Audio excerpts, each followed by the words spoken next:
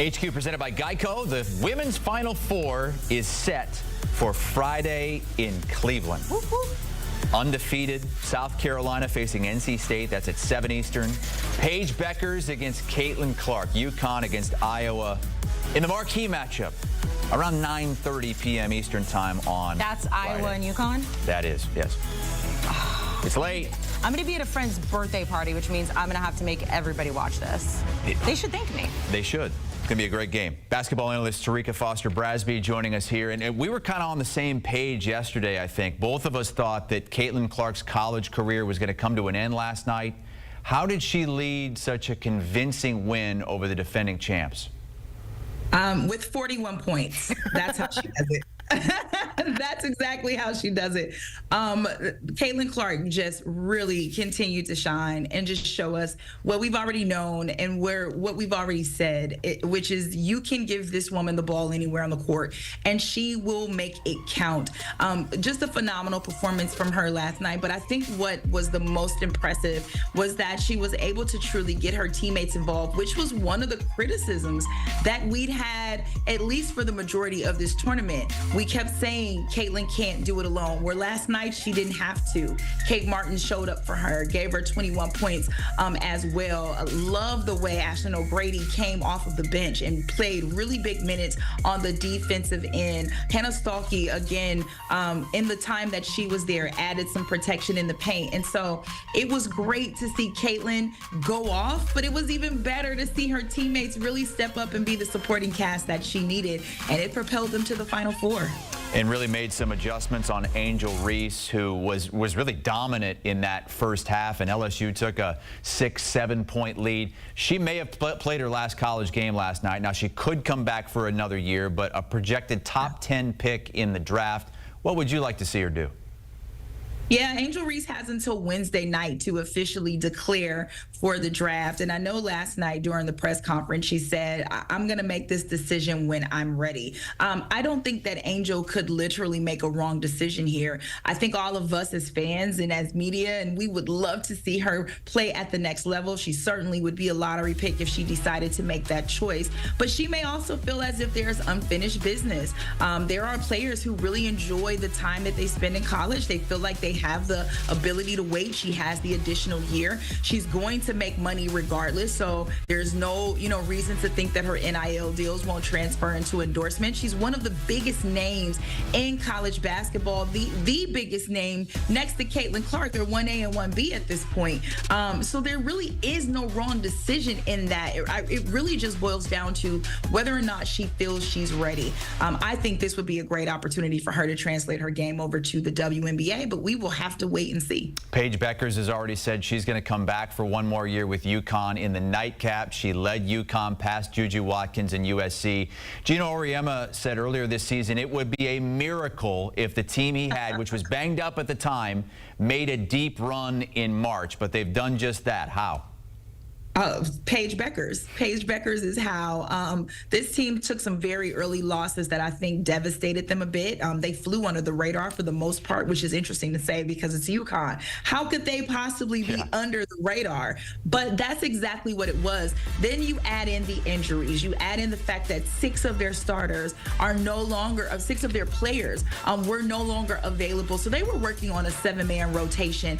At some point, you had to think this team was going to get gassed. At some point, you had to think this team was going to be tired. And instead, they felt rejuvenated and revitalized the moment that Paige Beckers announced her work with Yukon was not done. She led them 28 points, had some great help in the inside from Aaliyah Edwards. Nika Mule, another one who defensively stood up, makes some big key free throws late in that game last night. This team is fueled by Paige. They're going to go as she goes. And it looks like not only is she back from that ACL injury, but she's better. So expect them to bring their A game against Iowa in the Final Four. Back in the Final Four after missing it for the first time in 15 years. At the same time, eliminating Juju Watkins and USC. She scored 29 points, had 10 rebounds.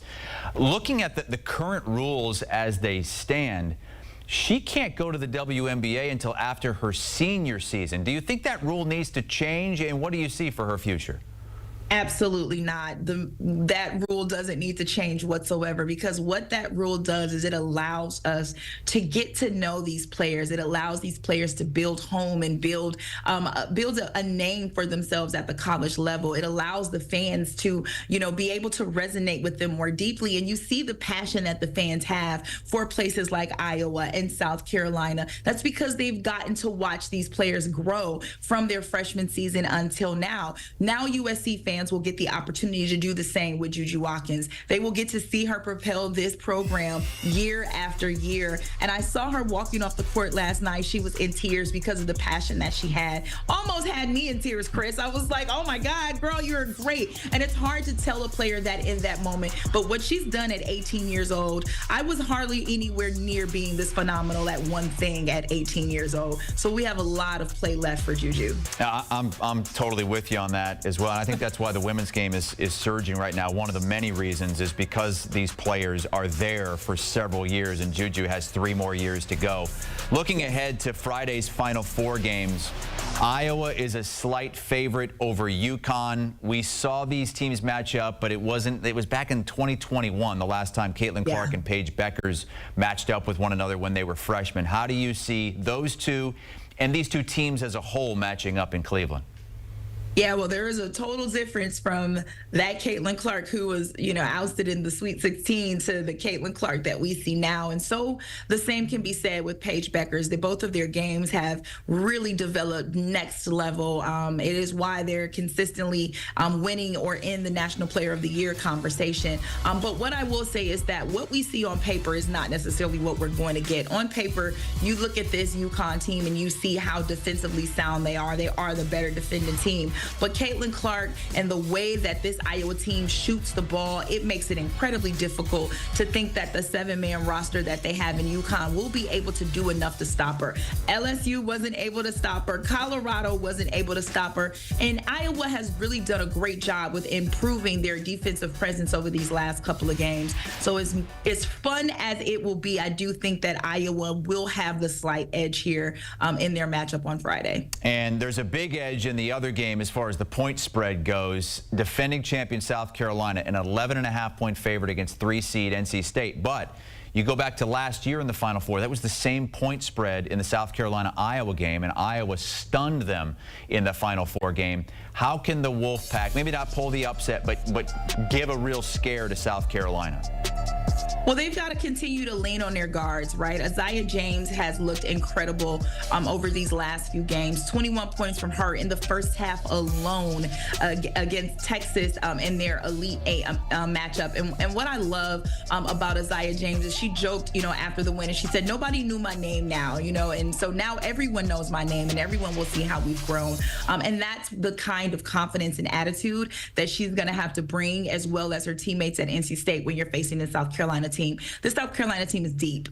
They have some phenomenal guards of their own. They also have the 6'7" Camila Cardoso, who knows how to hold down the inside. And again, they have depth. They have depth at the guard position. They have depth inside. They're going to throw everything at them. And once they get rolling, they are hard to stop. The only thing that I will say is that sometimes South Carolina does themselves a disservice when they start to have miscommunications on the defensive end. If they can minimize that, I see no reason that they won't advance to the national championship. Great stuff from Terrika Foster-Brasby as we look ahead to what should be another incredible Final Four in the women's game beginning Friday in Cleveland.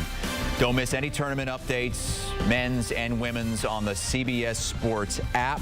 You can watch CBS Sports HQ Live, HQ Spotlight on CBS Sports Network. We've got tournament coverage this week and through the national championship game on the men's side Monday, and next week, a lot of Masters coverage as well.